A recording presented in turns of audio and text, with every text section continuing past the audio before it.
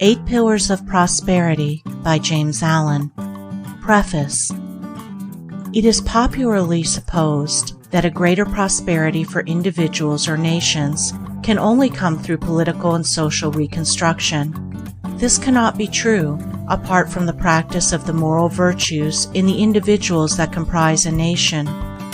Better laws and social conditions will always follow a higher realization of morality among the individuals of a community, but no legal enactment can give prosperity to, nay, it cannot prevent the ruin of, a man or a nation that has become lax and decadent in the pursuit and practice of virtue.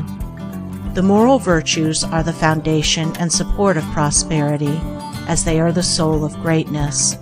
They endure forever, and all the works of a man which endure are built upon them. Without them, there is neither strength, stability, nor substantial reality, but only ephemeral dreams. To find moral principles is to have found prosperity, greatness, truth, and is therefore to be strong, valiant, joyful, and free. James Allen. End of preface. Chapter 1. 8 Pillars. Prosperity rests upon a moral foundation. It is popularly supposed to rest upon an immoral foundation, that is, upon trickery, sharp practice, deception, and greed. One commonly hears even an otherwise intelligent man declare that no man can be successful in business unless he is dishonest, thus regarding business prosperity, a good thing, as the effect of dishonesty, a bad thing. Such a statement is superficial and thoughtless, and reveals a total lack of knowledge of moral causation, as well as a very limited grasp of the facts of life. It is as though one should sow henbane and reap spinach, or erect a brick house on a quagmire, things impossible in the natural order of causation, and therefore not to be attempted. The spiritual or moral order of causation is not different in principle, but only in nature. The same law obtains in things unseen, in thoughts and deeds, as in things seen, in natural phenomena. Man sees the processes in natural objects, and acts in accordance with them, but not seeing the spiritual processes, he imagines that they do not obtain, and so he does not act in harmony with them. Yet these spiritual processes are just as simple and just as sure as the natural processes. They are indeed the same natural modes manifesting in the world of mind. All the parables and a large number of the sayings of the great teachers are designed to illustrate this fact. The natural world is the mental world made visible. The seen is the mirror of the unseen. The upper half of a circle is in no way different from the lower half, but its sphericity is reversed. The material and the mental are not two detached arcs in the universe. They are the two halves of a complete circle. The natural and the spiritual are not at eternal enmity, but in the true order of the universe are eternally at one. It is in the unnatural, in the abuse of function and faculty, where division arises, and where man is wrestled back, with repeated sufferings, from the perfect circle from which he has tried to depart. Every process in matter is also a process in mind. Every natural law has its spiritual counterpart. Take any natural object, and you will find its fundamental processes in the mental sphere if you rightly search. Consider, for instance, the germination of a seed and its growth into a plant, with the final development of a flower, and then back to seed again. This also is a mental process. Thoughts are seeds, which, falling in the soil of the mind, germinate and develop until they reach the completed stage, blossoming into deeds good or bad, brilliant or stupid, according to their nature, and ending as seeds of thought to be again sown in other minds.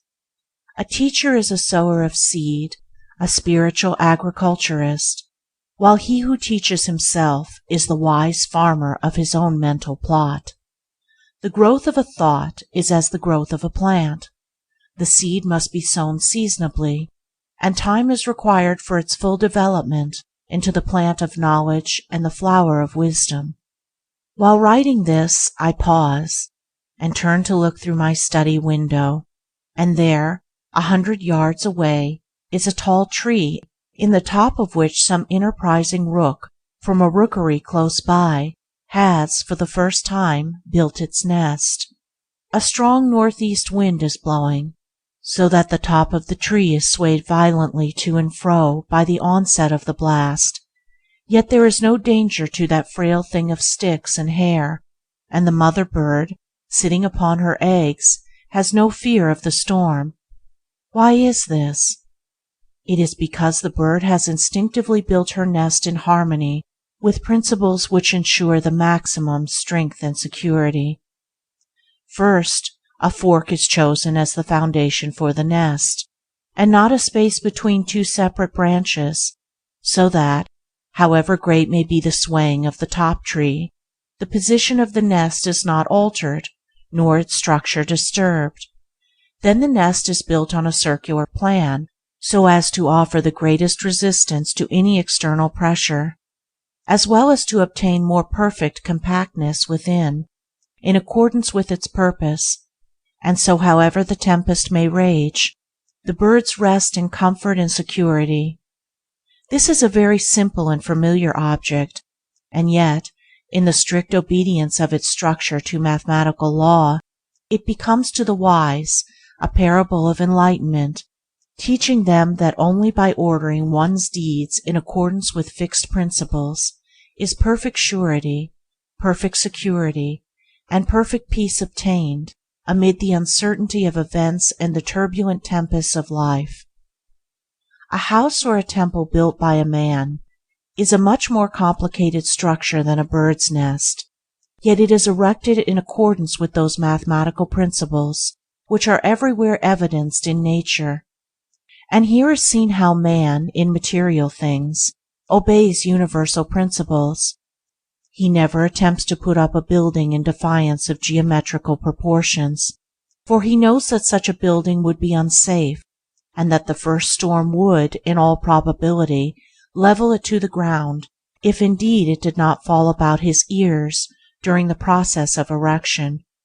Man in his material building scrupulously obeys the fixed principles of circle, square, and angle, and aided by rule, plumb line, and compasses, he raises a structure which will resist the fiercest storms, and affords him a secure shelter and safe protection. All this is very simple, the reader may say. Yes, it is simple, because it is true and perfect, so true that it cannot admit the smallest compromise, and so perfect that no man can improve upon it. Man, through long experience, has learned these principles of the material world, and sees the wisdom of obeying them, and I have thus referred to them in order to lead up to a consideration of those fixed principles in the mental or spiritual world which are just as simple and just as eternally true and perfect, yet are at present so little understood by man as he daily violates them, because he is ignorant of their nature and unconscious of the harm he is all the time inflicting upon himself. In mind as matter, in thoughts as things, in deeds as natural processes, there is a fixed foundation of law, which if consciously or ignorantly ignored leads to disaster and defeat. It is indeed the ignorant violation of this law which is the cause of the world's pain and sorrow. In matter, this law is presented as mathematical.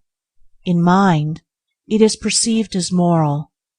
But the mathematical and the moral are not separate and opposed. They are but two aspects of a united whole. The fixed principles of mathematics, to which all matter is subject, are the body of which the spirit is ethical, while the eternal principles of morality are mathematical truisms operating in the universe of mind. It is as impossible to live successfully apart from moral principles as to build successfully while ignoring mathematical principles. Characters, like houses, only stand firmly when built on a foundation of moral law, and they are built up slowly and laboriously, deed by deed, for in the building of character the bricks are deeds. Business and all human enterprises are not exempt from the external order, but can only stand securely by the observance of fixed laws. Prosperity, to be stable and enduring, must rest on a solid foundation of moral principle, and be supported by the adamantine pillars of sterling character and moral worth. In the attempt to run a business in defiance of moral principles, disaster of one kind or another is inevitable. The permanently prosperous men in any community are not its tricksters and deceivers, but its reliable and upright men. The Quakers are acknowledged to be the most upright men in the British community, and although their numbers are small, they are the most prosperous. The Jains in India are similar both in numbers and sterling worth, and they are the most prosperous people in India. Men speak of building up a business, and indeed, a business is as much a building as is a brick house or a stone church, albeit the process of building is a mental one. Prosperity, like a house, is a roof over a man's head, affording him protection and comfort. A roof presupposes a support, and a support necessitates a foundation. The roof of prosperity, then, is supported by the following 8 pillars, which are cemented in a foundation of moral consistency. 1. Energy. 2. Economy. 3. Integrity. 4. System. 5. Sympathy. 6. Sincerity. 7. Impartiality. 8. Self-Reliance. A business built up on the faultless practice of all these principles would be so firm and enduring as to be invincible. Nothing could injure it, nothing could undermine its prosperity, nothing could interrupt its success or bring it to the ground, but that success would be assured with incessant increase so long as the principles were adhered to. On the other hand, where these principles were all absent, there could be no success of any kind. There could not even be a business at all, for there would be nothing to produce the adherence of one part with another. But there would be that lack of life, that absence of fiber and consistency, which animates and gives body and form to anything whatsoever. Picture a man with all these principles absent from his mind, his daily life, and even if your knowledge of these principles is but slight and imperfect, you could not think of such a man as doing any successful work. You could picture him as leading the confused life of a shiftless tramp, but to imagine him as the head of a business, as the center of an organization, or as a responsible and controlling agent in any department of life, this you could not do, because you realize its impossibility. The fact that no one of moderate morality and intelligence can think of such a man as commanding any success should, to all those who have not yet grasped the import of these principles, and therefore declare that morality is not a factor, but rather a hindrance in prosperity, be a sound proof to them that their conclusion is totally wrong, for if it was right, then the greater the lack of these moral principles, the greater would be the success. These 8 principles, then, in greater or lesser degree, are the causative factors in all success of whatsoever kind. Underneath all prosperity they are the strong supports, and howsoever appearances may be against such a conclusion, a measure of them informs and sustains every effort which is crowned with that excellence which men name success. It is true that comparatively few successful men practice, in their entirety and perfection, all these 8 principles, but there are those who do, and they are the leaders, teachers, and guides of men, the supports of human society, and the strong pioneers of human evolution. But while few achieve that moral perfection which ensures the acme of success, all lesser successes come from the partial observance of these principles, which are so powerful in the production of good results that even perfection in any 2 or 3 of them alone is sufficient to ensure an ordinary degree of prosperity, and maintain a measure of local influence, at least for a time, while the same perfection in 2 or 3, with partial excellence in all or nearly all the others, will render permanent that limited success and influence which will necessarily grow and extend in exact ratio with a more intimate knowledge and practice of those principles which at present are only partially incorporated in the character. The boundary lines of a man's morality mark the limits of his success. So true is this that to know a man's moral status would be to mathematically gauge, his ultimate success or failure. The temple of prosperity only stands in so far as it is supported by its moral pillars, and as they are weakened, it becomes insecure in so far as they are withdrawn. It crumbles away and totters to ruin. Ultimate failure and defeat are inevitable where moral principles are ignored or defied, inevitable in the nature of things as cause and effect. As a stone thrown upward returns to the earth, so every deed, good or bad, returns upon him that set it forth. Every unmoral or immoral act frustrates the end at which it aims, and every such succeeding act puts it further and further away as an achieved realization. On the other hand, every moral act is another solid brick in the temple of prosperity, another round of strength and sculptured beauty in the pillars which support it. Individuals, families, nations grow and prosper in harmony with their growth in moral strength and knowledge. They fall and fail in accordance with their moral decadence. Mentally, as physically, only that which has form and solidity can stand and endure. The unmoral is nothingness, and from it nothing can be formed. It is the negation of substance. The immoral is destruction. It is the negation of form. It is a process of spiritual denudation. While it undermines and disintegrates, it leaves the scattered material ready for the wise builder to put it into form again, and the wise builder is morality. The moral substance, form, and building power in one. Morality always builds up and preserves, for that is its nature, being the opposite of immorality, which always breaks down and destroys. Morality is the master builder everywhere, whether in individuals or nations. Morality is invincible, and he who stands upon it to the end stands upon an impregnable rock, so that his defeat is impossible, his triumph is certain.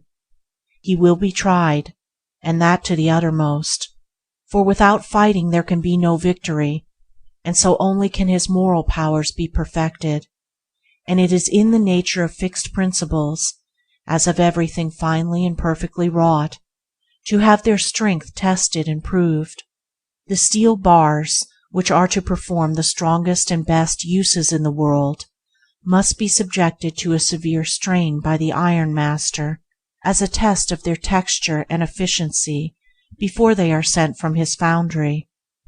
The brickmaker throws aside the bricks which have given way under the severe heat. So he who is to be greatly and permanently successful will pass through the strain of adverse circumstances and the fire of temptation, with his moral nature not merely undermined, but strengthened and beautified. He will be like a bar of well-wrought steel, fit for the highest use, and the universe will see, as the iron master his finely wrought steel, that the use does not escape him. Immorality is assailable at every point, and he who tries to stand upon it sinks into the morass of dissolution. Even while his efforts seem to stand, they are crumbling away. The climax of failure is inevitable. While the immoral man is chuckling over his ill-gotten gains, there is already a hole in his pocket through which his gold is falling. While he who begins with morality, yet deserts it for gain in the hour of trial, is like the brick which breaks on the first application of heat, he is not fit for use, and the universe casts him aside, yet not finally, for he is a being and not a brick, and he can live and learn, can repent and be restored.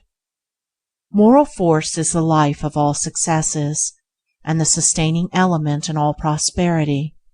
But there are various kinds of successes, and it is frequently necessary that a man should fail in one direction that he may reach up to a greater and more far-reaching success.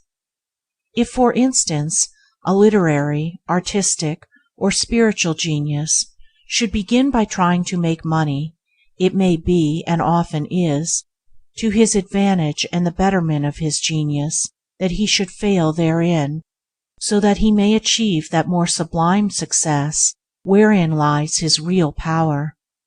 Many a millionaire would doubtless be willing to barter his millions for the literary success of a Shakespeare or the spiritual success of a Buddha, and would thereby consider that he had made a good bargain. Exceptional spiritual success is rarely accompanied with riches, yet financial success cannot in any way compare with it in greatness and grandeur.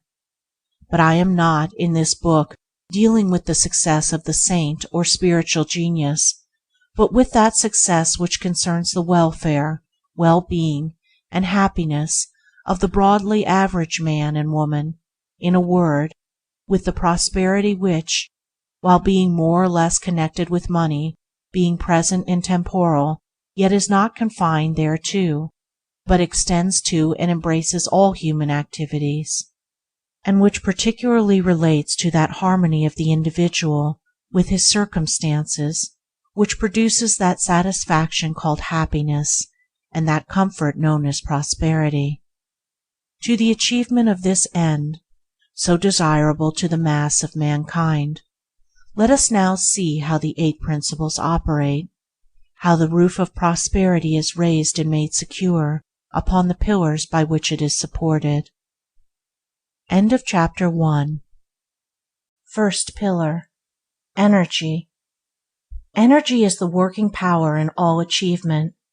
Inert coal converts it into fire, and water transmutes it into steam.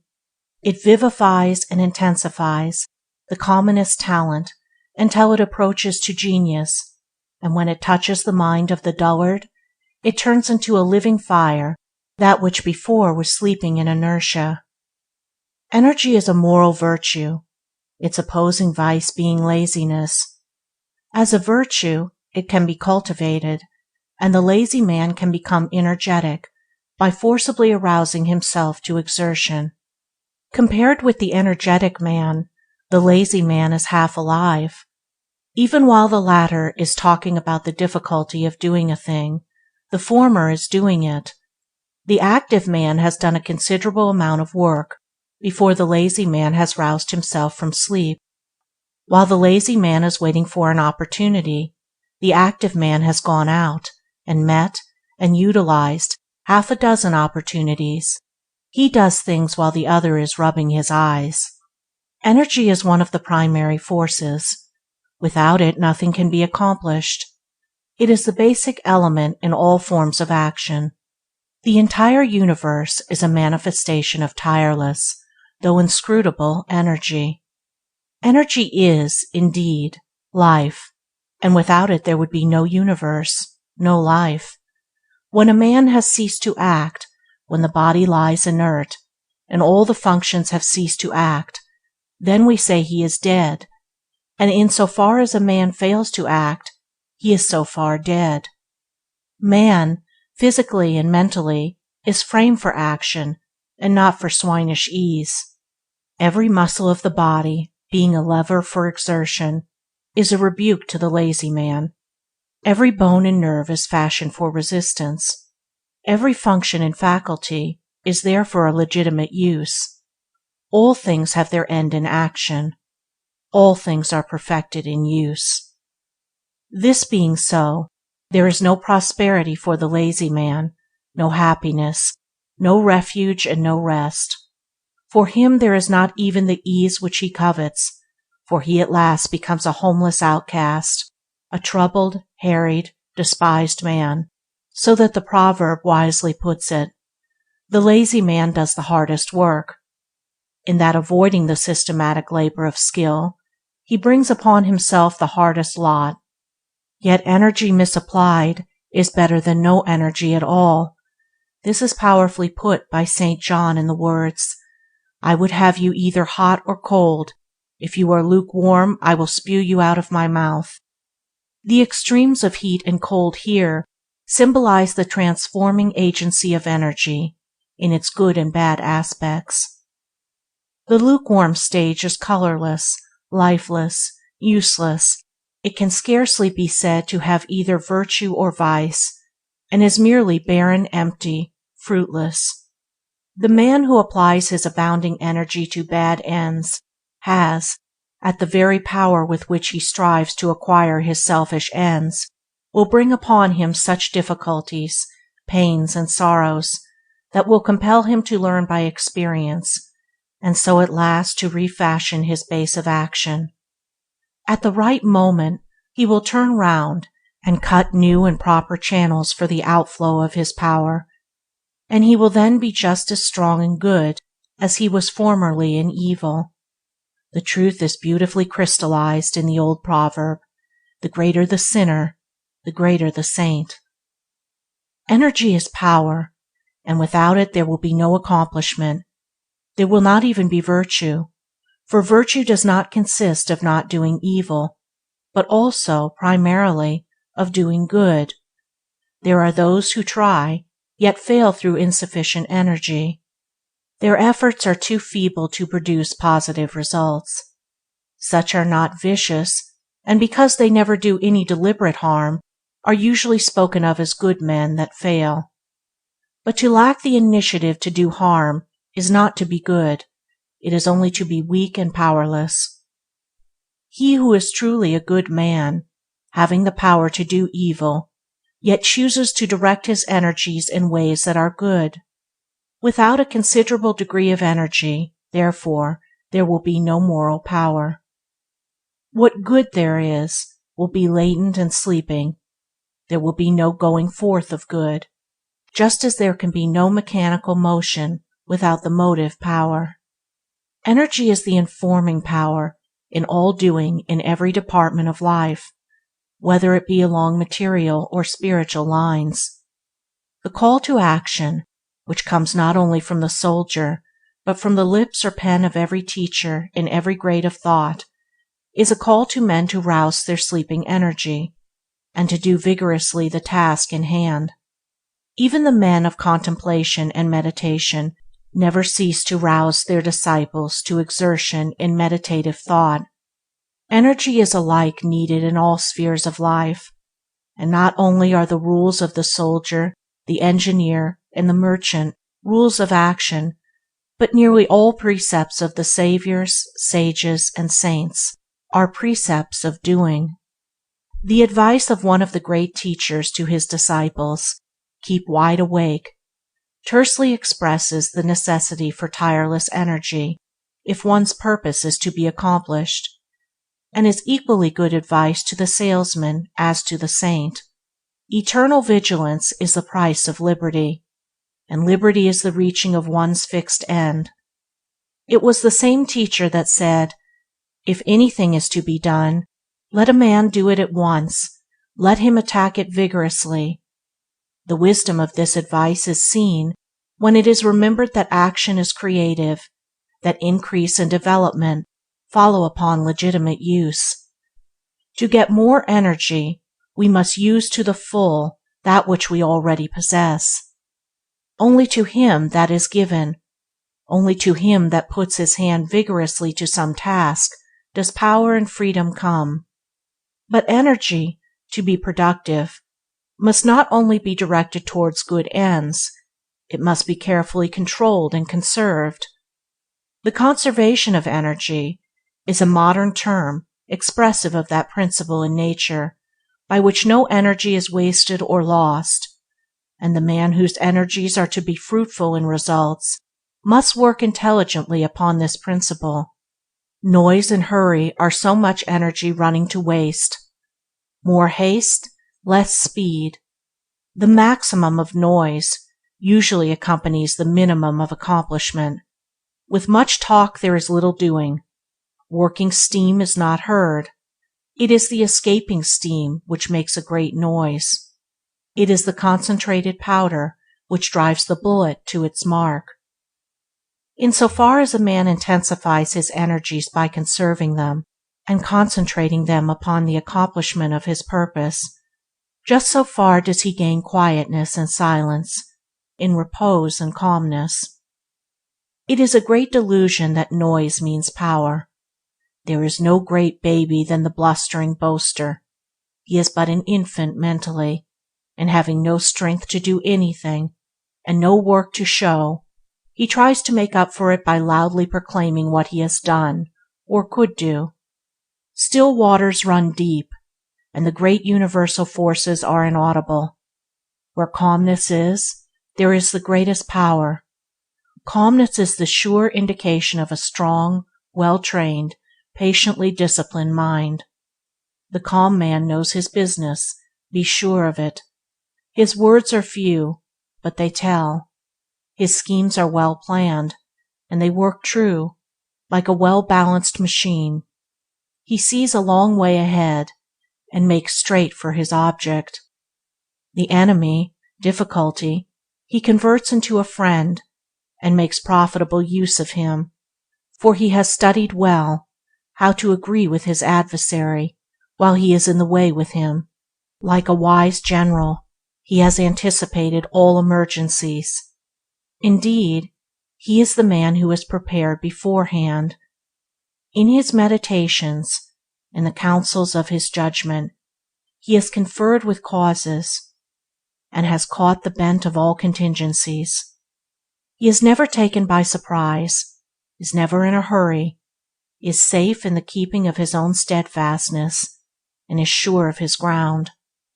You may think you have got him, only to find, the next moment, that you have tripped in your haste, and that he has got you, or rather that you, wanting calmness, have hurried yourself into the dilemma which you have prepared for him.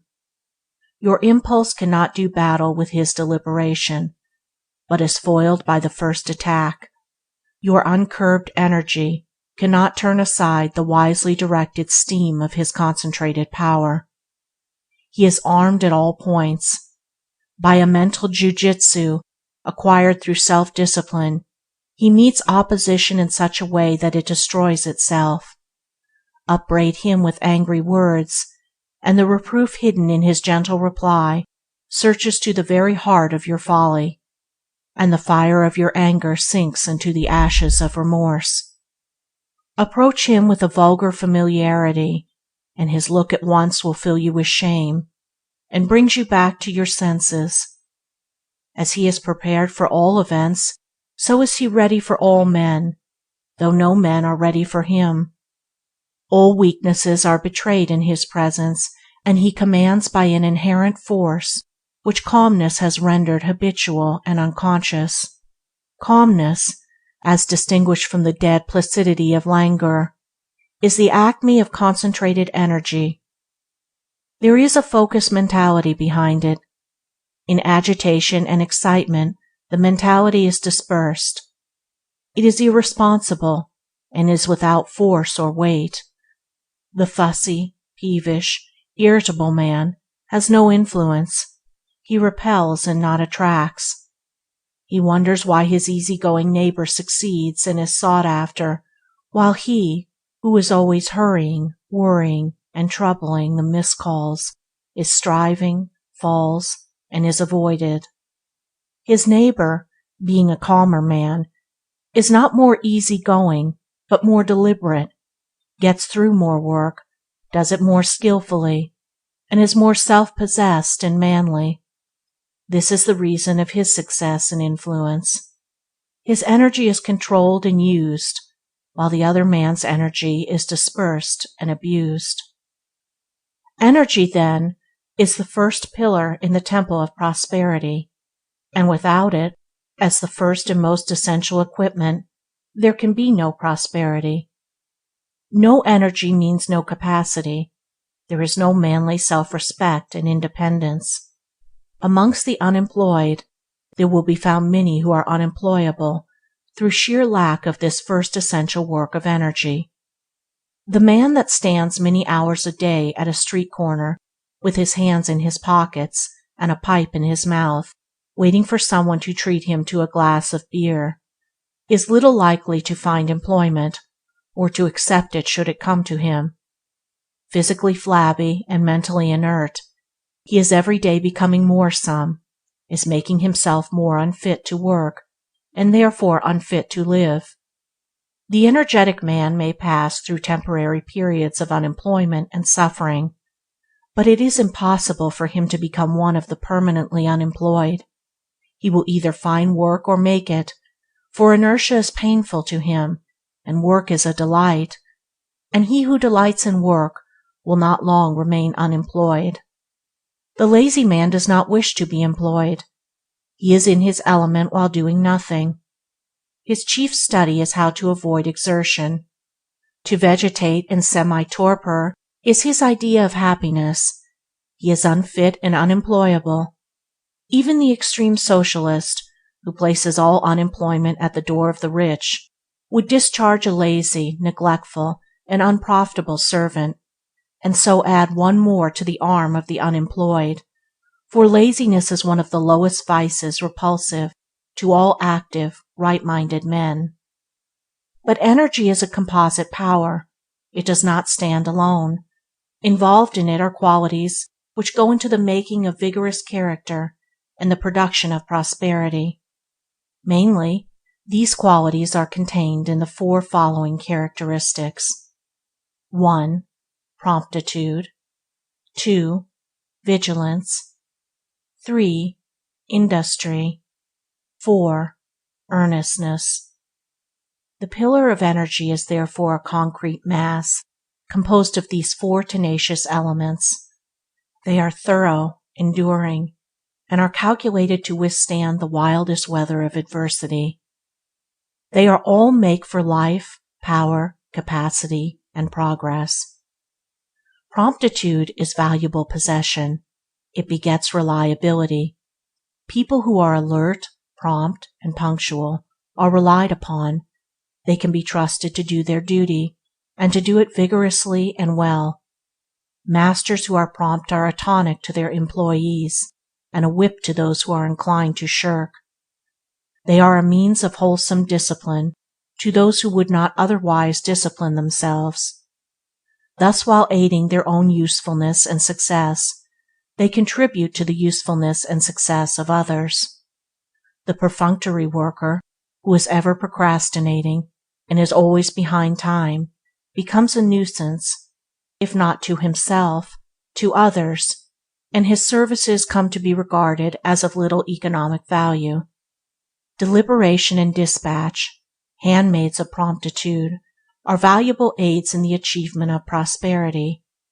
In ordinary business channels, alacrity is a saving power, and promptness spells profit. It is doubtful whether a confirmed procrastinator ever succeeded in business. I have not yet met one such, though I have known many who have failed. Vigilance is the guard of all the faculties and powers of the mind. It is the detective that prevents the entrance of any violent and destructive element.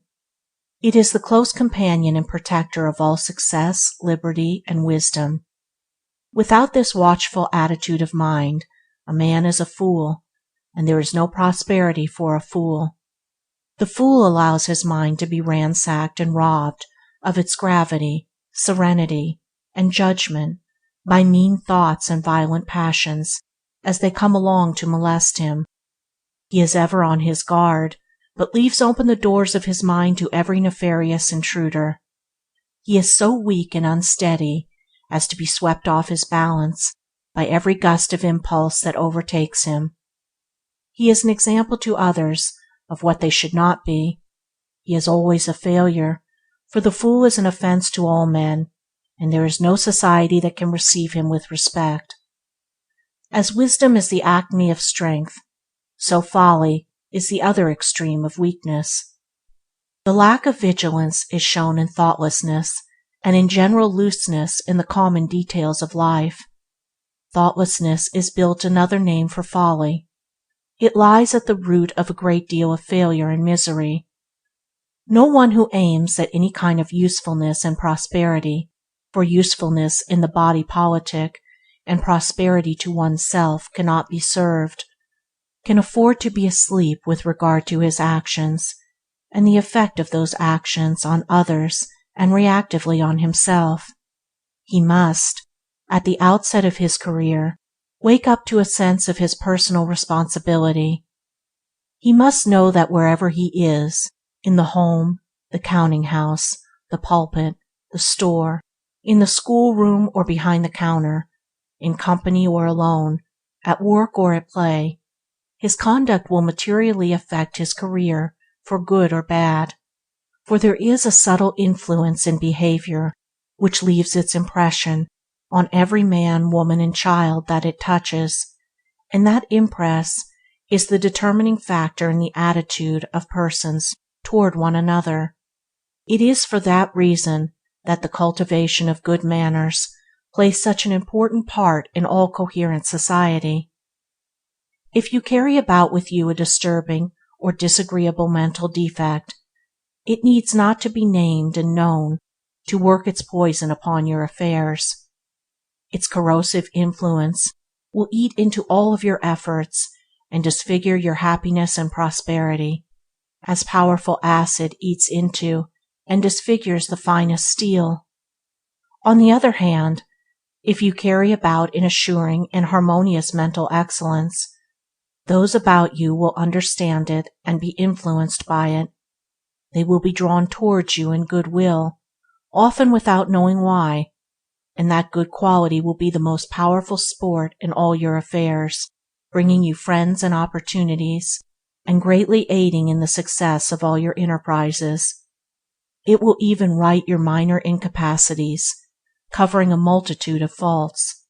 Thus we receive at the hands of the world according to the measure of our giving, for bad, bad, for good, good, for defective conduct, indifferent influence, and imperfect success, for superior conduct, lasting power, and consummate achievement. We act and the world responds. When the foolish man fails, he blames others and sees no error in himself, but the wise man watches and corrects himself, and so is assured of success. The man whose mind is vigilant and alert has thereby a valuable equipment in the achievement of his aims, and if he be fully alive and wide awake on all occasions, to all opportunities, and against all marring defects of character, what event, what circumstance, what enemy shall overtake him and find him unprepared? What shall prevent him from achieving the legitimate end at which he aims? Industry brings cheerfulness and plenty. Vigorously industrious people are the happiest members of the community.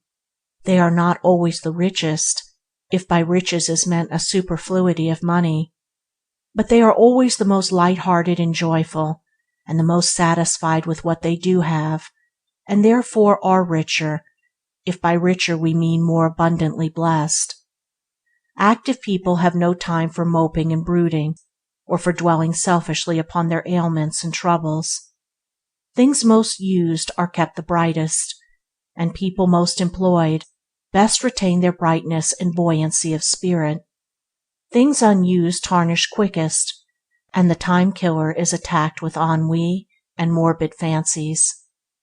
To talk of having to kill time is almost like a confession of imbecility, for who, in the short life at his disposal, and in a world so flooded with resources of knowledge, with sound heads and good hearts, can fill up every moment of every day usefully and happily? And if they refer to time at all, it is to the effect that it is all too short to enable them to do what they would like to do. Industry, too, promoted health and well-being. The active man goes to bed tired every night. His rest is sound and sweet, and he wakes up early in the morning, fresh and strong for another day's delightful toil. His appetite and digestion are good. He has an excellent sauce in recreation, and a good tonic in toil. What companionship can such a man have with moping and melancholy? Such morbid spirits hang around those who do little and dine excessively. People who make themselves useful to the community receive back from the community their full share of health, happiness, and prosperity. They brighten the daily task and keep the world moving. They are the gold of the nation and the salt of the earth. Earnestness, said a great teacher, is the path of immortality. They who are in earnest do not die. They who are not in earnest are as if dead already. Earnestness is the dedication of the entire mind to its task. We live only in what we do. Earnest people are dissatisfied with anything short of the highest excellence in whatever they do, and they always reach that excellence. There are so many that are careless and half-hearted, so satisfied with a poor performance, that the earnest ones shine apart, as it were, in their excellence. There are always plenty of vacancies in the ranks of usefulness and service for earnest people. There never was and never will be a deeply earnest man or woman who did not fill successfully some suitable sphere. Such people are scrupulous, conscientious, and painstaking, and cannot rest in ease until the very best is done, and the whole world is always on the lookout to reward the best.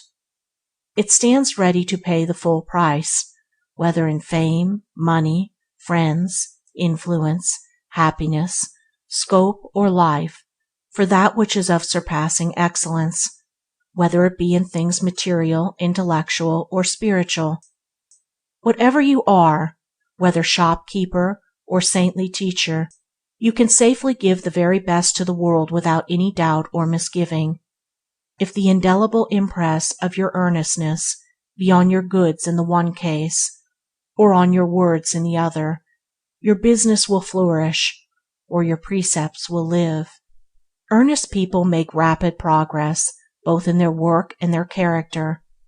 It is thus that they live, and do not die, for stagnation only is death, and where there is incessant progress and ever-ascending excellence, stagnation and health are swallowed up in activity and life. Thus is the making and masonry of the first pillar explained. He who builds it well and sets it firm and straight will have a powerful and enduring support in the business of his life. End of chapter 2. Second pillar. Economy. It is said of nature that she knows no vacuum. She also knows no waste. In the divine economy, the nature of everything is conserved and turned to good account. Even excreta are chemically transmitted and utilized in the building up of new forms. Nature destroys every foulness, not by annihilation, but by transmutation, by sweetening and purifying it, and making it serve the ends of things beautiful, useful, and good. That economy which, in nature, is a universal principle, is in man a moral principle, and it is that quality by which he preserves his energies, and sustains his place as a working unit in the scheme of things. Financial economy is merely a fragment of this principle, or rather, it is a material symbol of that economy which is purely mental, and its transmutation spiritual. The financial economist exchanges coppers for silver, silver for gold, gold for notes, and the notes he converts into the figures of a bank account.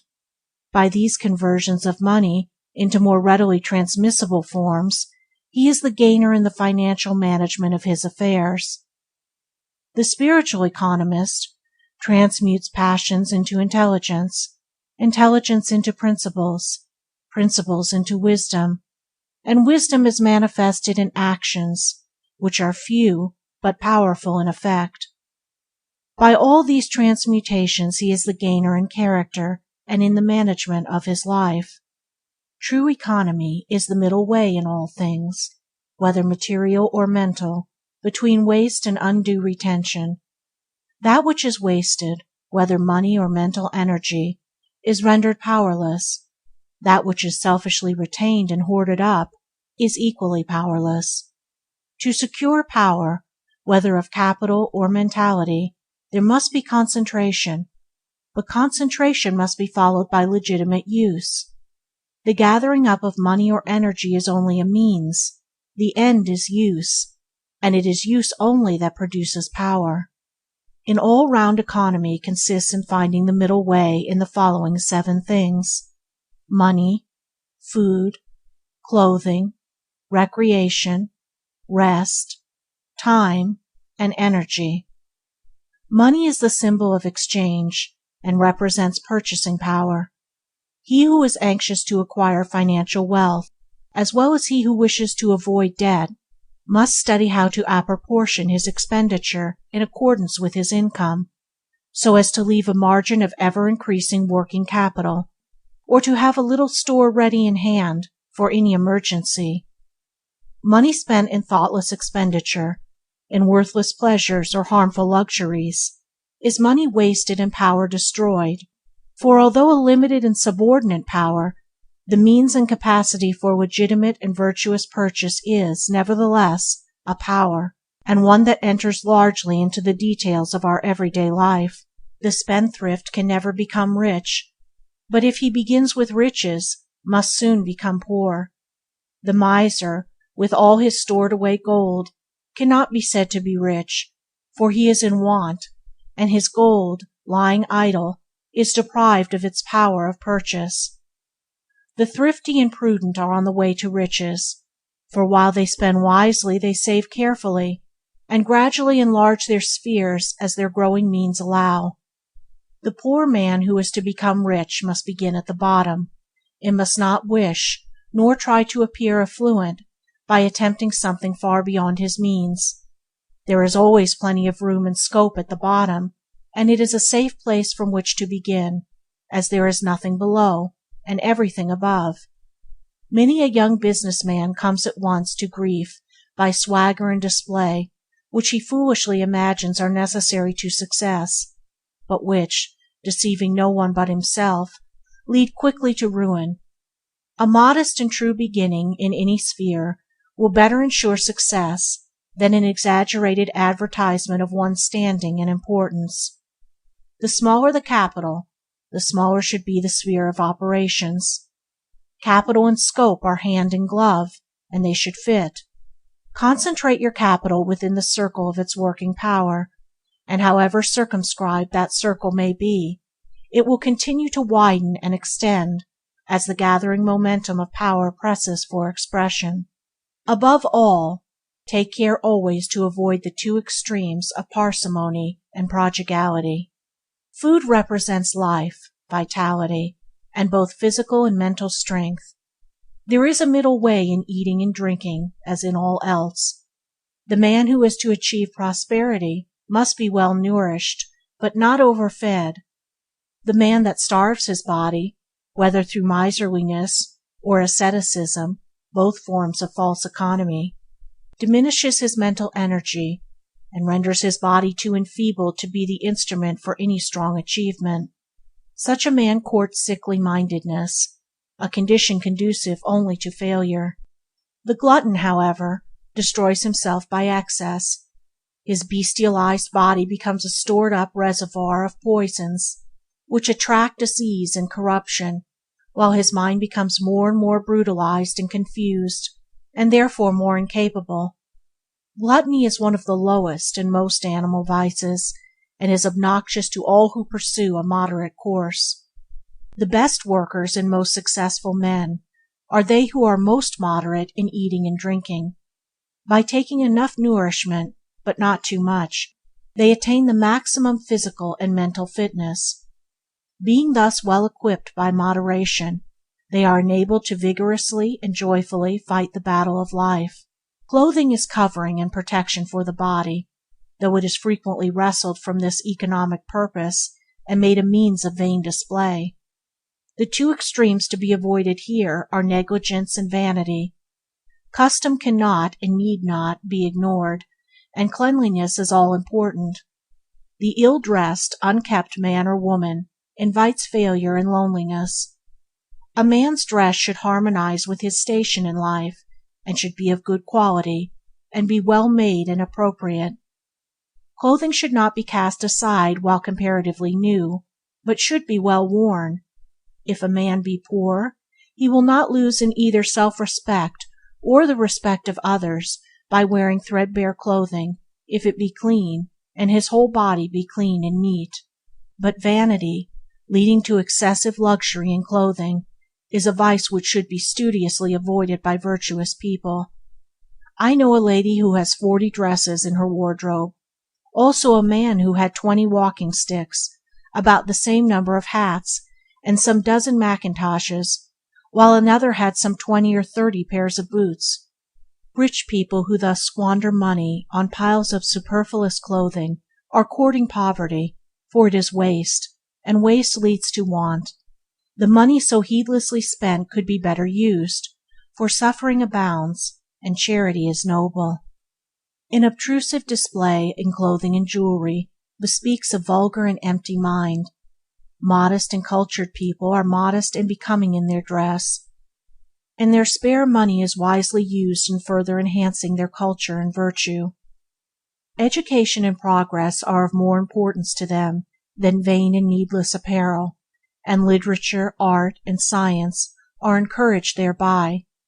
A true refinement is in the mind and behavior, and a mind adorned with virtue and intelligence cannot add to its attractiveness, though it may detract from it, by an ostentatious display of the body. Time spent in uselessly adorning the body could be more fruitfully employed. Simplicity in dress, as in other things, is the best. It touches the point of excellence in usefulness, comfort, and bodily grace, and bespeaks true taste and cultivated refinement. Recreation is one of the necessities of life. Every man and woman should have some definitive work as the main object of life, and to which a considerable amount of time should be devoted, and he should only turn from it at given and limited periods for recreation and rest. The object of recreation is greater buoyancy of both body and mind, with an increase of power in one's serious work. It is therefore a means, not an end, and this should ever be borne in mind, for to many some forms of recreation, innocent and good in themselves, become so fascinating that they are in danger of making themselves the end of life, and of thus abandoning duty for pleasure. To make of life a ceaseless round of games and pleasures, with no other object in life, is to turn living upside down, as it were, and it produces monotony and enervation. People who do it are the most unhappy of mortals, and suffer from languor, ennui, and peevishness. As sauce is an aid to digestion, and can lead only to misery when made the work of life. When a man has done his day's duty he can turn to his recreation with a free mind and a light heart, and both his work and his pleasure will be to him a source of happiness.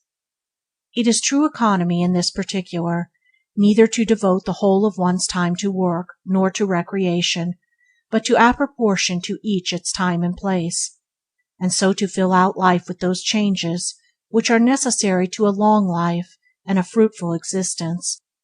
All agreeable changes are recreation, and the mental worker will gain both in the quality and quantity of his work by laying it down at the time appointed for restful and refreshing recreation, while the physical worker will improve in every way by turning to some form of study as a hobby, or means of education.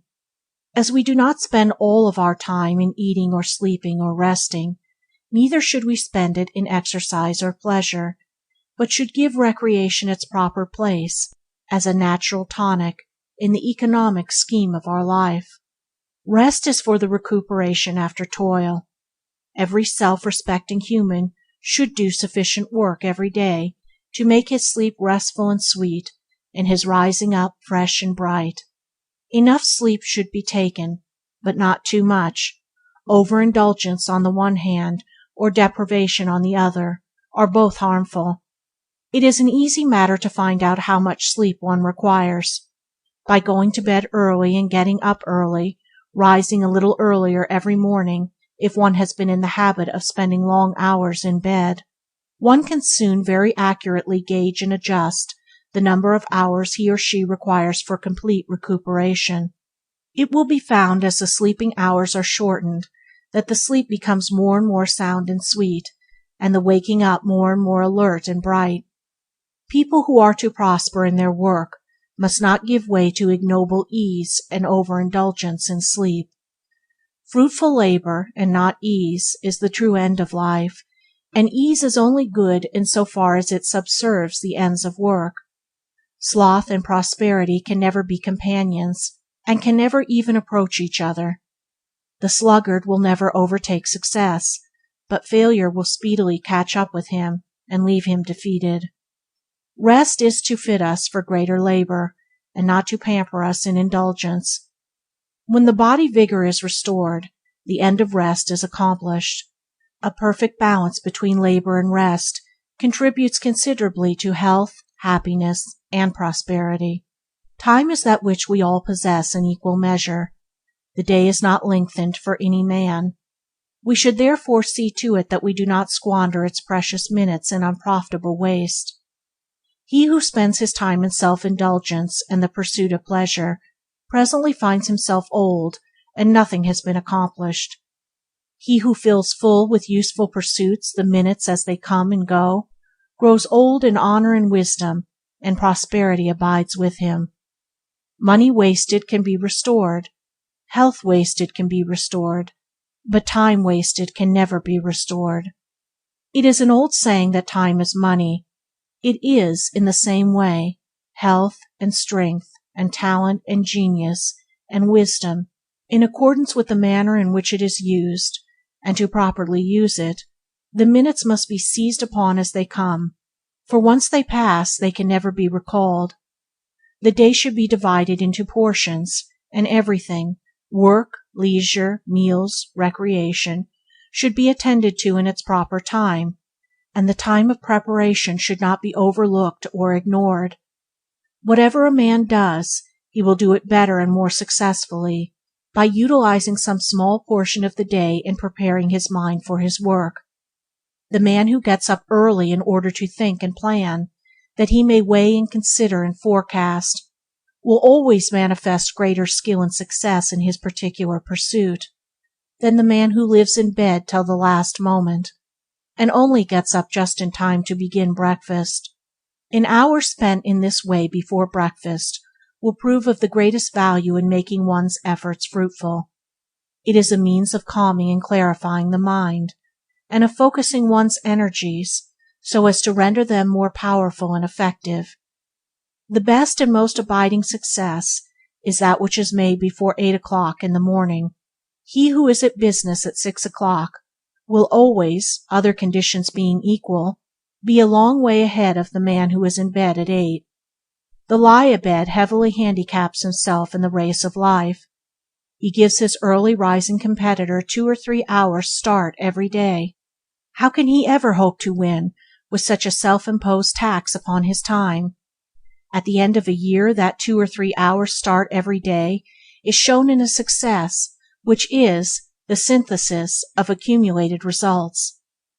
What, then, must be the difference between the efforts of these two men at the end of, say, 20 years? The lie-abed, too, after he gets up, is always in a hurry trying to regain lost time, which results in more loss of time, for hurry always defeats its own end. The early rise, who thus economizes his time, has no need to hurry, for he is always ahead of the hour, is always well up with his work.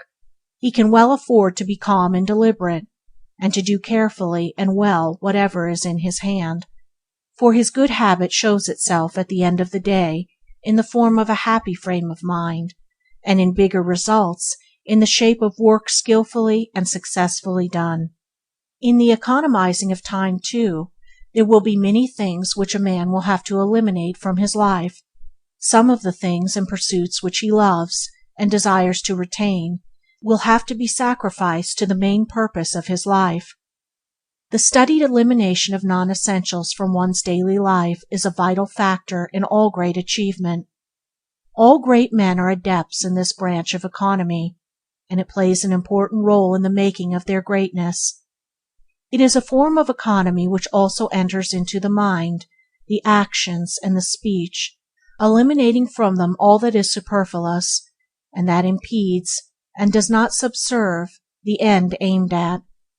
Foolish and unsuccessful people talk carelessly and aimlessly, act carelessly and aimlessly, and allow everything that comes along, good, bad, and indifferent, to lodge in their mind. The mind of the true economist is a sieve which lets everything fall through except that which is of use to him in the business of his life. He also employs only necessary words, and does only necessary actions, thus vastly minimizing friction and waste of power. To go to bed at bedtime, to fill in every working minute with purposeful thought and effective action, this is the true economy of time. Energy is economized by the formation of good habits.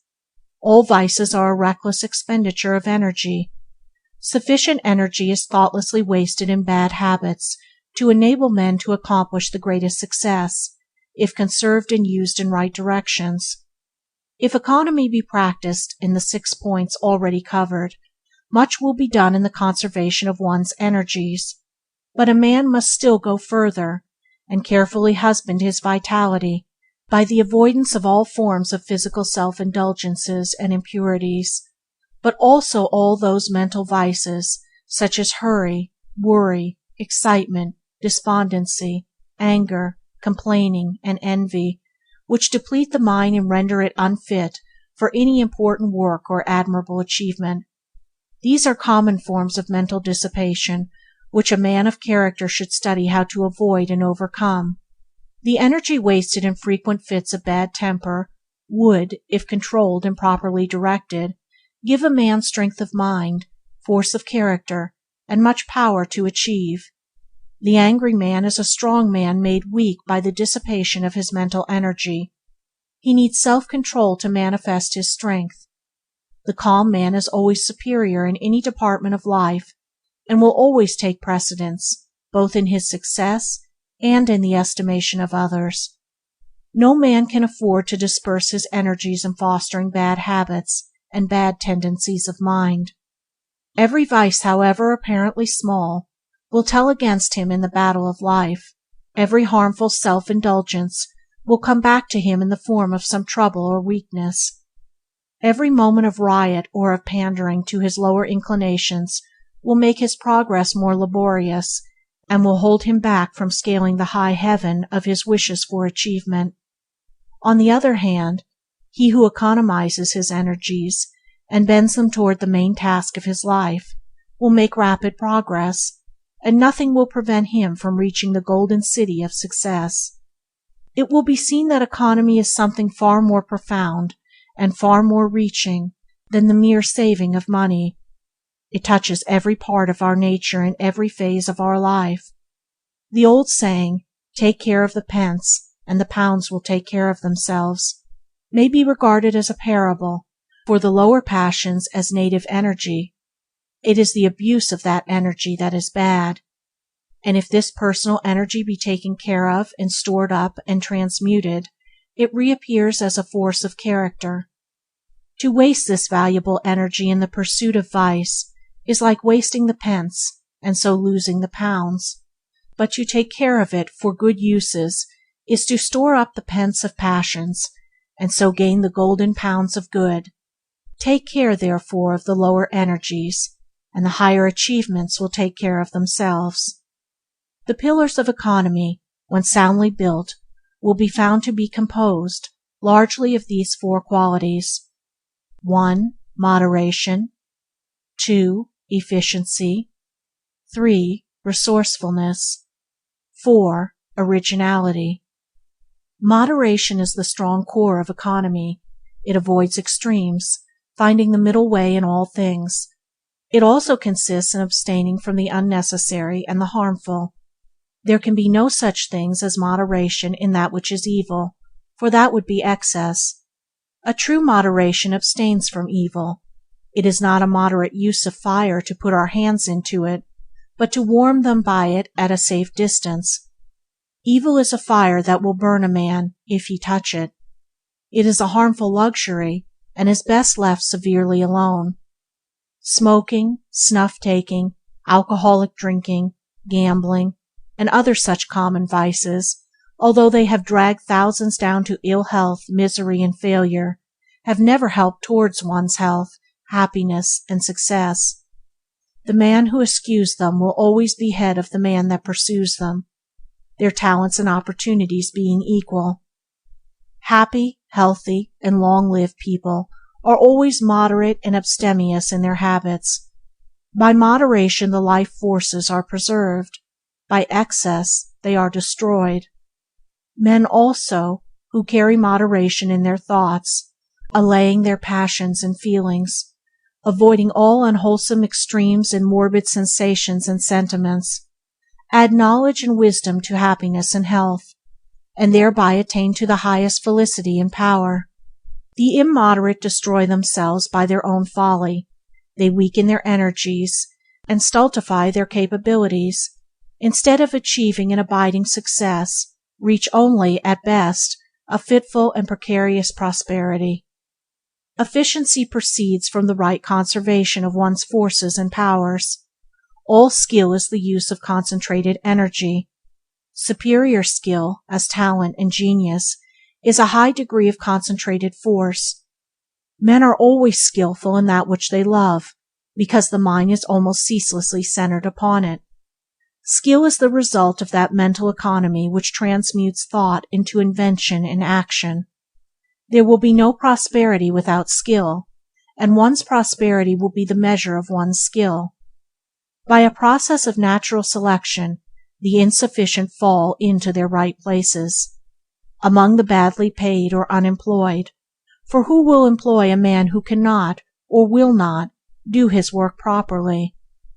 An employer may occasionally keep a man out of charity, but this will be exceptional, as places of business, offices, households, and all centers of organized activity are not charitable institutions, but industrial bodies which stand or fall on the fitness and efficiency of their individual members. Skill is gained by thoughtfulness and attention. Aimless and inattentive people are usually out of employment, to wit, the lounger at the street corner. They cannot do the simplest thing properly, because they will not rouse up the mind to thought and attention. Recently an acquaintance of mine employed a tramp to clean his windows, but the man had refrained from work and systematic thought for so long that he had become incapable of both, and could not even clean a window. Even when shown how to do it, he could not follow the simple instructions given. This is an instance, too, of the fact that the simplest thing requires a measure of skill in the doing. Efficiency largely determines a man's place among his fellows, and leads one on by steps to higher and higher positions as greater powers are developed. The good workman is skillful with his tools, while the good man is skillful with his thoughts. Wisdom is the highest form of skill, aptitude in incipient wisdom. There is one right way of doing everything, even the smallest, and 1,000 wrong ways. Skill consists in finding the one right way and adhering to it. The insufficient bungle confusedly about among the 1,000 wrong ways, and do not adopt the right way even when it is pointed out to them. They do this in some cases because they think, in their ignorance, that they know best, thereby placing themselves in a position where it becomes impossible to learn, even though it be only to learn how to clean a window or sweep a floor. Thoughtlessness and inefficiency are all too common.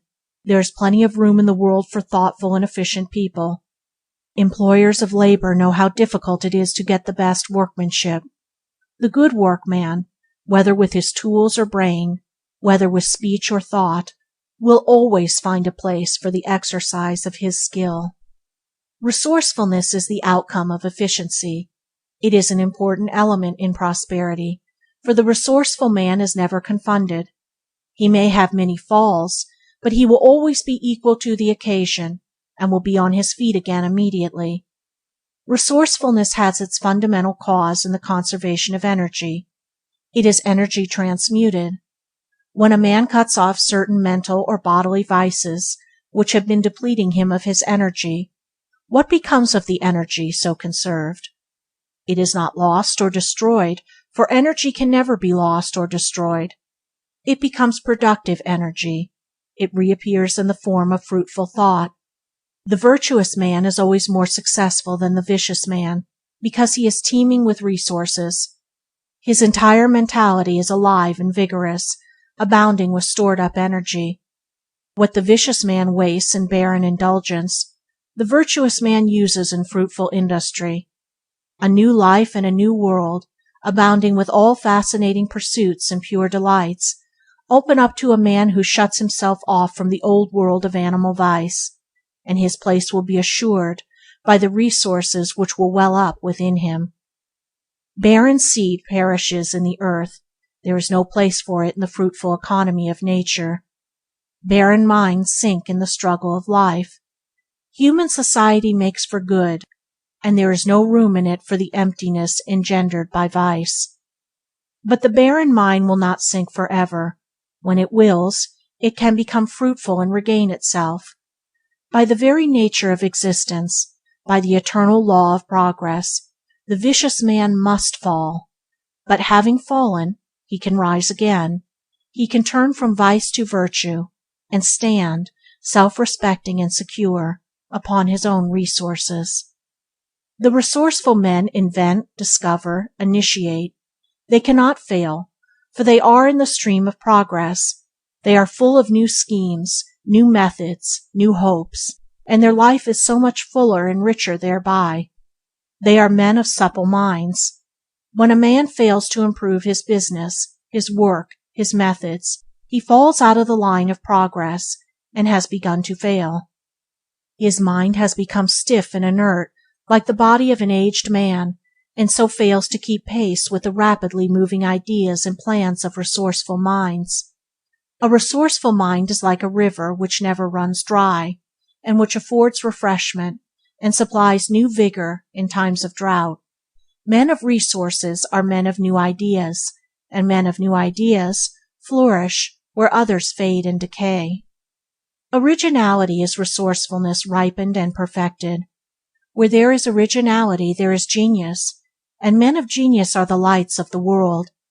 Whatever work a man does, he should fall back upon his own resources in the doing of it. While learning from others, he should not slavishly imitate them, but should put himself into his work, and so make it new and original. Original men get the ear of the world. They may be neglected at first, but they are always ultimately accepted and become patterns for mankind. Once a man has acquired the knack of originality, he takes his place as a leader among men in his particular department of knowledge and skill. But originality cannot be forced. It can only be developed, and it is developed by proceeding from excellence to excellence, by ascending in the scale of skill, by the full and right use of one's mental powers. Let a man consecrate himself to his work. Let him, so consecrated, concentrate all his energies upon it, and the day will come when the world will hail him as one of its strong sons, and he too, like Balzac, who after many years of strenuous toil one day exclaimed, "I am about to become a genius. I am about to become a genius," will at least discover to his joy that he has joined the company of original minds, the gods who lead mankind into newer, higher, and more beneficent ways. The composition of the second pillar is thus revealed. Its building awaits the ready man who will skillfully apply his mental energies. End of Chapter 3. Chapter 4. Third pillar. Integrity. There is no striking a cheap bargain with prosperity. It must be purchased, not only with intelligent labor, but with a moral force. As the bubble cannot endure, so the fraud cannot prosper. He makes a feverish spurt in the acquirement of money, and then collapses. Nothing is ever gained. Nothing can ever be gained by fraud. It is but wrestled for a time, to be again returned with heavy interest. But fraud is not confined to the unscrupulous swindler. All who are getting, or trying to get, money without giving an equivalent are practicing fraud, whether they know it or not. Men who are anxiously scheming how to get money without working for it are frauds, and mentally they are closely allied to the thief and the swindler, under whose influence they come, sooner or later, and who deprives them of their capital. What is a thief but a man who carries to its logical extreme or later, and who deprives them of their capital? What is a thief but a man who carries it to its logical extreme, the desire to possess, without giving a just return, that is, unlawfully? The man that courts prosperity must, in all his transactions, whether material or mental, study how to give a just return for that which he receives. This is the great fundamental principle in all sound commerce, while in spiritual things it becomes the doing to others that which we would have them do to us, and applied to the forces of the universe, it is scientifically stated in the formula, action and reaction are equal. Human life is reciprocal, not rapacious, and the man who regards all others as his legitimate prey will soon find himself stranded in the desert of ruin, far away from the path of prosperity. He is too far behind in the process of evolution to cope successfully with honest men. The fittest, the best, always survive, and he being the worst cannot therefore continue. His end, unless the change in time, is sure it is the goal, the filthy hovel, or the place of the deserted outcast. His efforts are destructive and not constructive, and he thereby destroys himself. It was Carlyle who, referring to Mohammed, being then universally regarded by Christians as an impostor, exclaimed, "An impostor found a religion. An impostor couldn't build a brick house. An impostor, a liar, a cheat, the man of dishonesty, cannot build, as he has neither tools nor material with which to build. He can no more build up a business, a character, a career, a success, than he can found a religion or build a brick house. He not only does not build, but all his energies are bent on undermining what others have built. But his being impossible, he undermines himself. Without integrity, energy and economy will at last fail, but aided by integrity, their strength will be greatly augmented. There is not an occasion in life in which the moral factor does not play an important part. Sterling integrity, wherever it is, stamps its hallmark on all transactions, and it does this because of its wonderful coherence and consistency and its invincible strength. For the man of integrity is in line with the fixed laws of things, not only with the fundamental principles on which human society rests, but with the laws which hold the vast universe together. Who shall set all these at naught? Who, then, shall undermine the man of unblemished integrity? He is like a strong tree whose roots are fed by perennial springs, and which no tempest can lay low.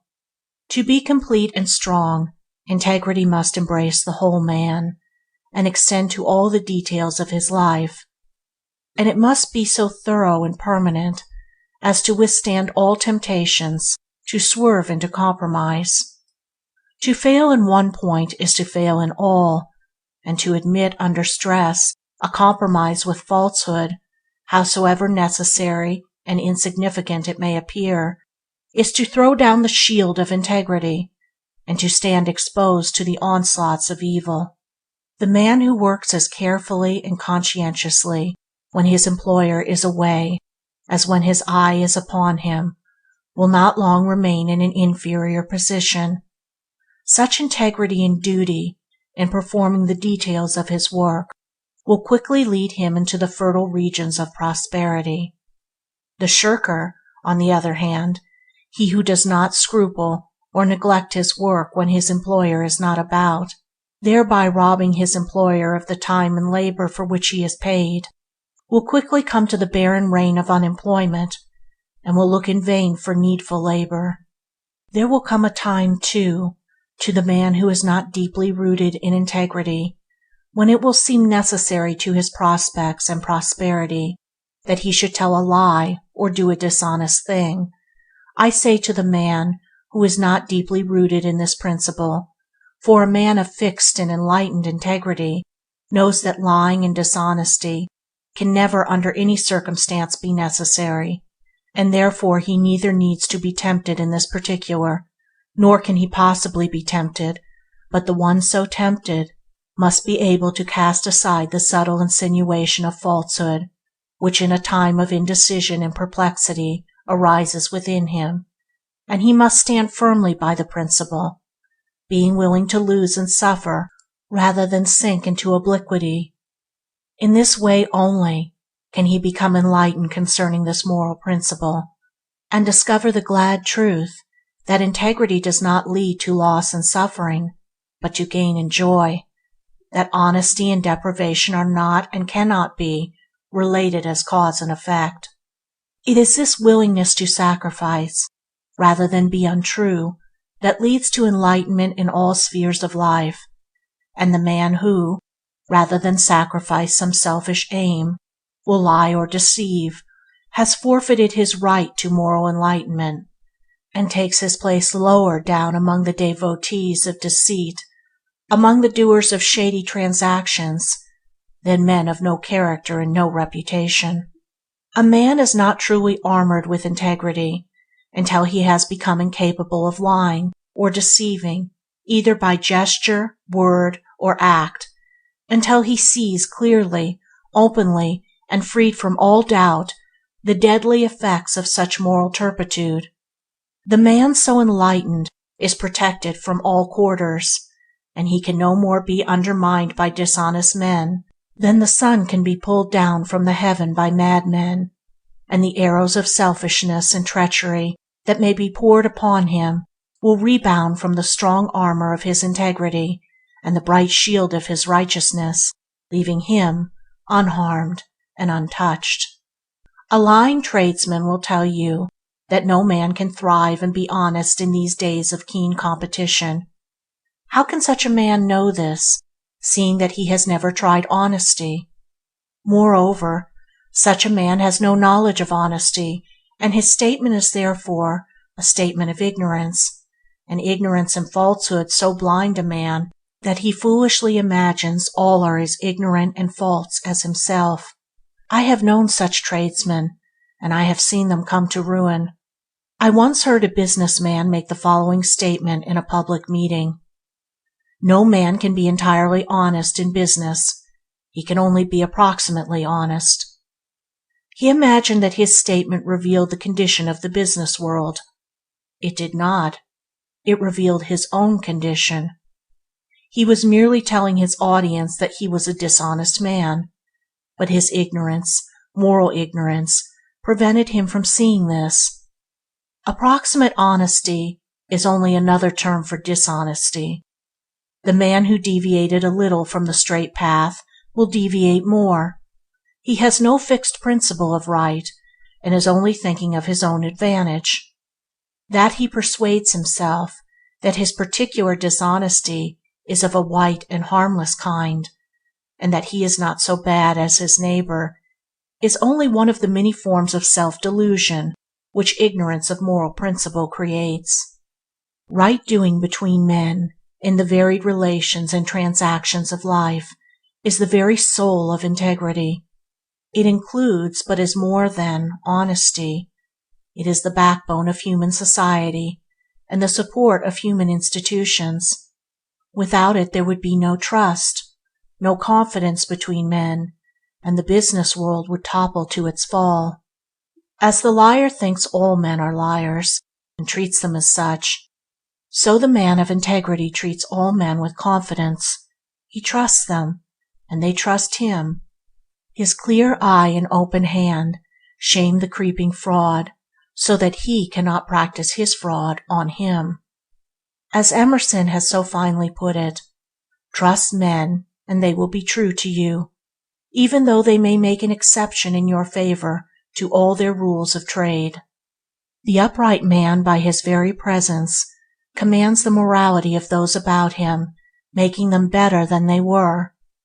Men are powerfully influenced by one another, and as good is more powerful than evil, the strong and good man both shames and elevates, by his contact, the weak and bad. The man of integrity carries about with him an unconscious grandeur which both awes and inspires. Having lifted himself above the petty, the mean, and the false, those coward vices slink from his presence in confusion. The highest intellectual gift cannot compare with this lofty moral grandeur. In the memory of men and the estimation of the world, the man of integrity occupies a higher place than the man of genius. Buckminster says, "The moral grandeur of an independent integrity is the sublimest thing in nature." It is the quality in man which produces heroes. The man of unswerving rectitude is, intrinsically, always a hero. It only needs the occasion to bring about the heroic element. He is always, too, possessed by a permanent happiness. The man of genius may be very unhappy, but not to the man of integrity. Nothing, nor sickness, nor calamity, nor death, can deprive him of that permanent satisfaction which inheres in uprightness. Rectitude leads straight to prosperity by 4 successive steps. First, the upright man wins the confidence of others. Second, having gained their confidence, they put trust in him. Third, this trust, never being violated, produces a good reputation, and fourth, a good reputation spreads further and further, and so brings about success. Dishonesty has the reverse effect. By destroying the confidence of others, it produces in them suspicion and mistrust, and these bring about a bad reputation, which culminates in failure. The pillars of integrity are held together by these 4 virile elements: 1. Honesty. 2. Fearlessness. 3. Purposefulness. 4. Invincibility. Honesty is the surest way to success.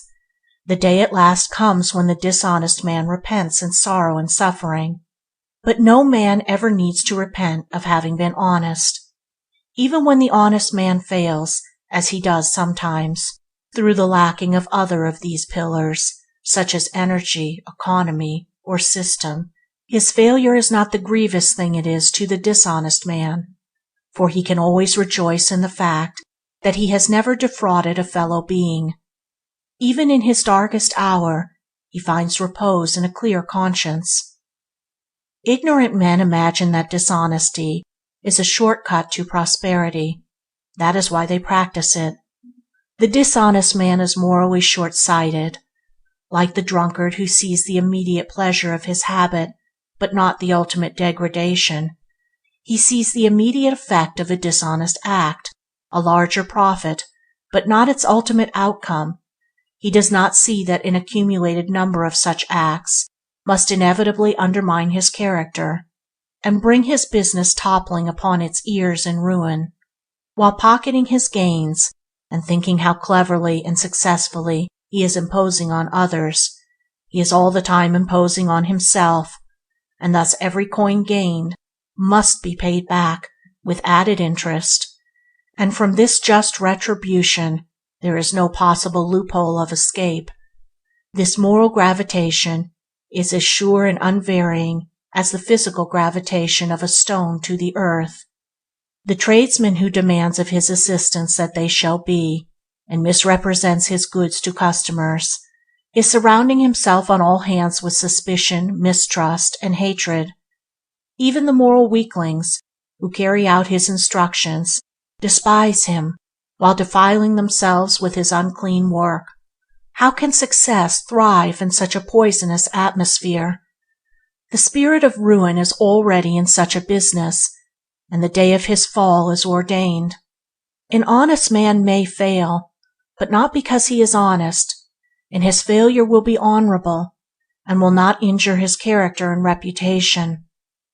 His failure, too, resulting doubtless from his incapacity in the particular direction of his failure, will be a means of leading him into something more suited to his talents, and thus to ultimate success.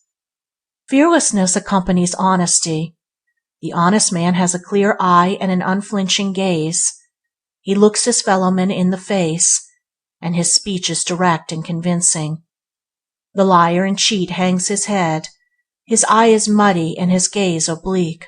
He cannot look another man in the eye, and his speech arouses mistrust, for it is ambiguous and unconvincing. When a man has fulfilled his obligations, he has nothing to fear. All his business relations are safe and secure. His methods and actions will endure the light of day. Should he pass through a difficult time and get into debt, everybody will trust him and be willing to wait for payment, and all his debts will be paid. Dishonest people try to avoid paying their debts, and they live in fear. But the honest man tries to avoid getting into debt. But when debt overtakes him, he does not fear, but redoubling his exertions, his debts are paid. The dishonest are always in fear. They do not fear debt, but fear that they will have to pay their debt. They fear their fellow men, fear the established authorities, fear the results of all that they do, and they are in constant fear of their misdeeds being revealed, and the consequences which may at any moment overtake them. The honest man is rid of all this burden of fear. He is light-hearted, and walks erect among his fellows, not assuming a part and sulking and cringing, but being himself, and meeting eye to eye, not deceiving or injuring any. There are none to fear, and anything and against him can only rebound to his advantage. And this fearlessness is, in itself, a tower to strengthen a man's life, supporting him through all emergencies, enabling him to battle manfully with difficulties, and in the end, securing for him that success of which he cannot be dispossessed. Purposefulness is the direct outcome of that strength of character which integrity fosters. The man of integrity is the man of direct aims and strong and intelligent purposes. He does not guess and work in the dark. All his plans have in them some of that moral fiber of which his character is wrought. A man's work will always come in some way to reflect himself, and the man of sound integrity is the man of sound plan. He weighs and considers and looks ahead, and so is less likely to make serious mistakes, or to bungle into a dilemma from which it is difficult to escape. Taking a moral view of all things, and always considering moral consequences, he stands on a firmer and more exalted ground than the man of mere policy and expedience, and while commanding a more extended view of any situation, he wields the greater power which a more comprehensive grasp of details with the principles involved confers upon him. Morality always has the advantage of expediency. Its purposes always reach down far below the surface, and are therefore more firm and secure, more strong and lasting. There is a native directness, too, about integrity, which enables the man to get straight to the mark in whatever he does, and which makes failure almost impossible. Strong men have strong purposes, and strong purposes lead to strong achievements. The man of integrity is above all men strong, and his strength is manifested in that thoroughness with which he does the business of his life, thoroughness which commands respect, admiration, and success. Invincibility is a glorious protector, but it only envelops the man whose integrity is perfectly pure and unassailable. Never to violate, even in the most insignificant particular, the principle of integrity, is to be invincible against all the assaults of innuendo, slander, and misrepresentation. The man who has failed in one point is vulnerable, and the shaft of evil, entering that point, will lay him low, like the arrow in the heel of Achilles. Pure and perfect integrity is proof against all attack and injury, enabling its possessor to meet all opposition and persecution with dauntless courage and sublime equanimity.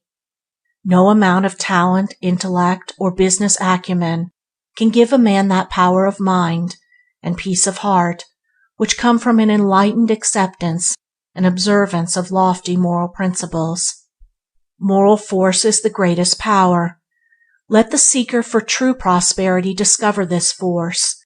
Let him foster and develop it in his mind and in his deeds, and as he succeeds, he will take his place among the strong leaders of the earth. Such is the strong and adamantine pillar of integrity.